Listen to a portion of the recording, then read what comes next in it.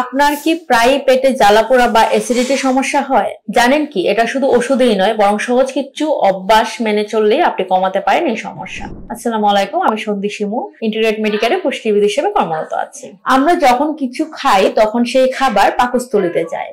সেখানে কিছু অ্যাসিড ও কিছু এনজাইম তৈরি হয় খাবারটাকে হজম করার জন্য। অ্যাসিড আর খাবার দুটোই পাকস্থলী থেকে নিচের দিকে যেতে থাকে, কিন্তু আমরা পেটে তখনই জ্বালাপোড়া অনুভব করি যখন এই অ্যাসিড নিচের দিকে না নেমে গলার উপরের দিকে উঠে আসে। আমাদের প্রতিদিনের অভ্যাসে যদি কিছু কিছু পরিবর্তন আনতে পারি তাহলে কিন্তু এই সমস্যা আমরা নিজেরাই অনেকটা কমাতে পারি। সেগুলো কি কি তা আজকে জেনে নিই। নাম্বার 1, একবারে বেশি খাবেন না। একবারে পেট ভরে খেলে এই সমস্যা বেশি হয়, তাই অনেক খাবার একসাথে খাওয়া ঠিক না। সারাদিনে ভাগ ভাগ করে অল্প অল্প খাবার খাওয়ার চেষ্টা করবেন। একটা উদাহরণ দিই, মনে করেন একটা বেলুনে যত বেশি বাতাস প্রবেশ করাবেন বেলুনটা তত বেশি ফুলে উঠবে। ঠিক তেমনি আমাদের পাকস্থলীও যত বেশি খাবার খায় তত প্রসারিত হয়। একেবারে অনেক খাবার খেলে পাকস্থলী অনেক ফুলে ওঠে, আর তখন পাকস্থলীর ভিতরের অ্যাসিড উপরে উঠে আসে। তাই একেবারে অনেক বেশি খাবার না খেয়ে ভাগ ভাগ করে খাওয়াটা উচিত। নাম্বার 2, খাবার খাওয়ার সময়টা ঠিক রাখুন। খাবারের সময় অনিয়ম করবেন না। সময় মতো খাবার না খেলে গ্যাস্ট্রাইটিস হওয়ার সম্ভাবনা বেড়ে যায়। এই রোগ হলে পাকস্থলীর গায়ে ক্ষত দেখা দেয়, ইনফেকশনও হতে পারে। তাই পাকস্থলীকে সুস্থ রাখতে আপনার সময় মতো বা নিয়ম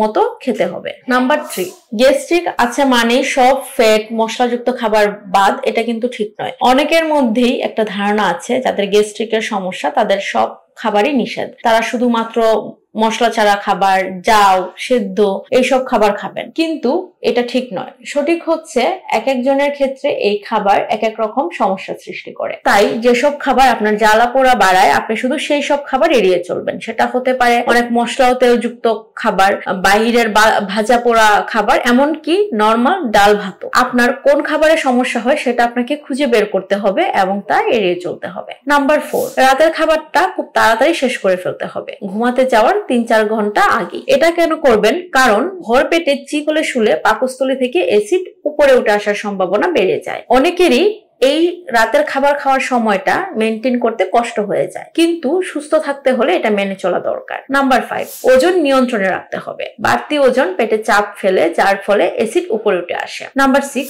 ধূমপান বন্ধ করতে হবে। গবেষণায় দেখা গেছে যারা ধূমপান করেন না তাদের গ্যাসের সমস্যা অনেকাংশে কমে যায়। নাম্বার 7, টেনশন কম করতে হবে, কারণ চিন্তা ও স্ট্রেস গ্যাস্ট্রিক বাড়ায়। তাই মানসিক প্রশান্তি বজায় রাখা জরুরি। এসব সহজ নিয়ম প্রতিদিন মেনে চললেই গ্যাস্ট্রিক আর বুক জ্বালার মতো সমস্যা অনেকটাই নিয়ন্ত্রণে থাকবে। সুস্থ থাকুন, সচেতন থাকুন। এমন আরো স্বাস্থ্য বিষয়ক টিপস পেতে চ্যানেলটা সাবস্ক্রাইব করতে ভুলবেন না। ধন্যবাদ সবাইকে।